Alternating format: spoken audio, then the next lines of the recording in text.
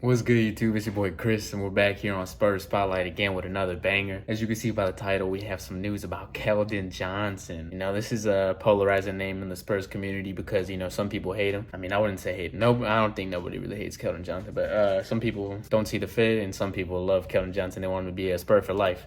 Now, today, we got some news here by Brett Siegel. Y'all go follow him on Twitter.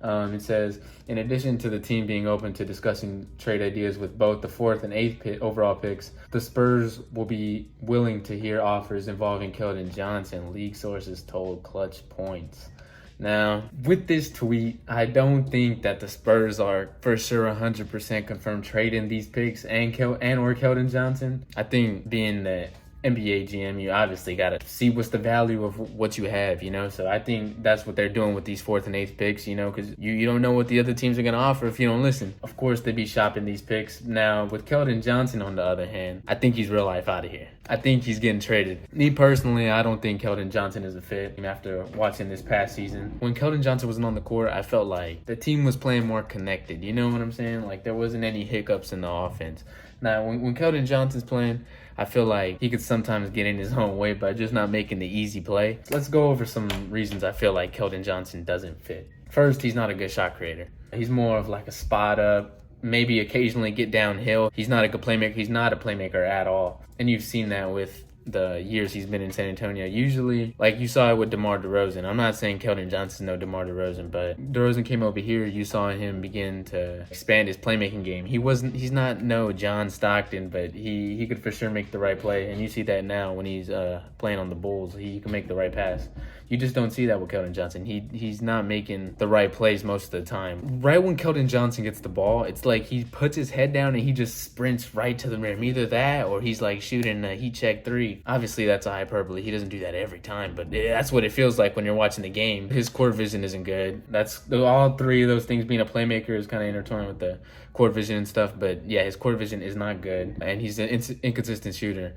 If you're going to be a spot up type of player, we're relying on that three ball to be falling most of the time. It can't be you can't be a streaky shooter. I don't want to sound like I'm like pooping on him. His defense is lazy. That was a thing specifically with Keldon Johnson coming into the season. He was supposed to focus in and hone in on his defense, and I didn't see it.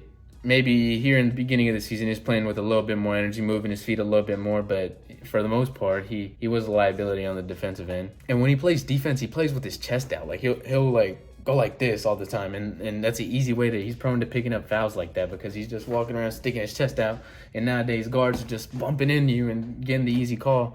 So yeah, he's very prone to picking up those cheap fouls. The reason I'm okay with trading Keldon Johnson now is because he's been on the team for a long time, and I've been expecting more out of him. I've been expecting him not even take a jump, but just like sharpen his game and like work on the flaws that he's had, but I don't really see it getting any better. I feel like it'd be best if we sent him elsewhere on a more developed team where he's not looking so much as a sore thumb. We're not a well-developed team. Our team isn't even a real NBA team really yet. We need to make these moves in the offseason to get us there, but I just feel like his flaws make him look worse than what he is because he is on the Spurs. If you were to send him to a more developed team like maybe the Sixers, I think, the Warriors, Bulls, they could use just like a scoring wing who could like spot up and shoot the ball. His game will look a lot better on those teams.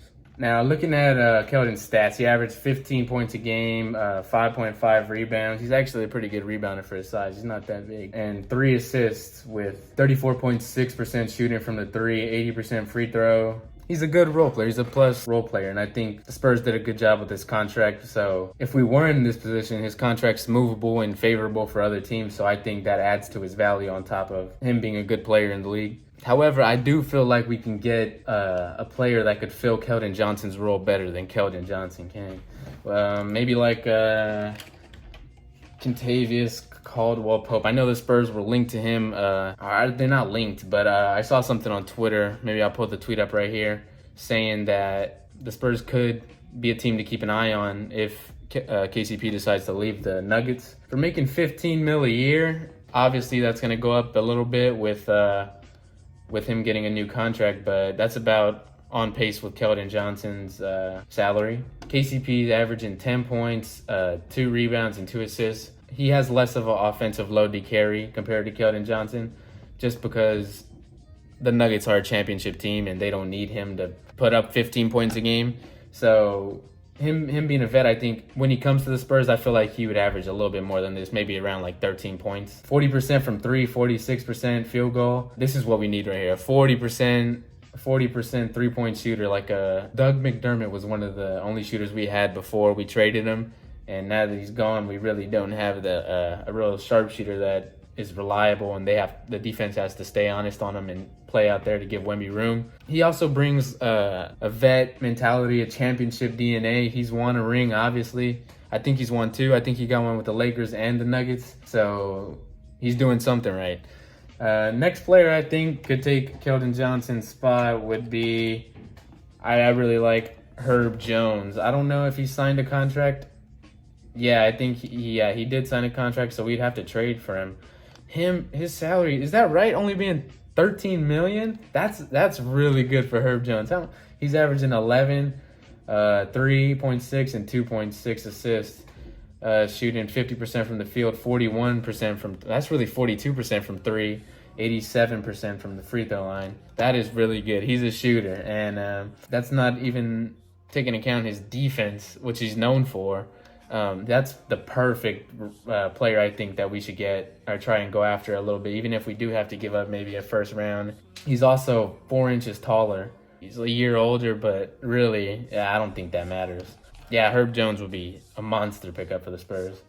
And lastly, Ron Holland. This one would be the easiest because we have 2 picks in the draft, and I don't think we're going to trade those picks. I think that the Spurs are just weighing their options.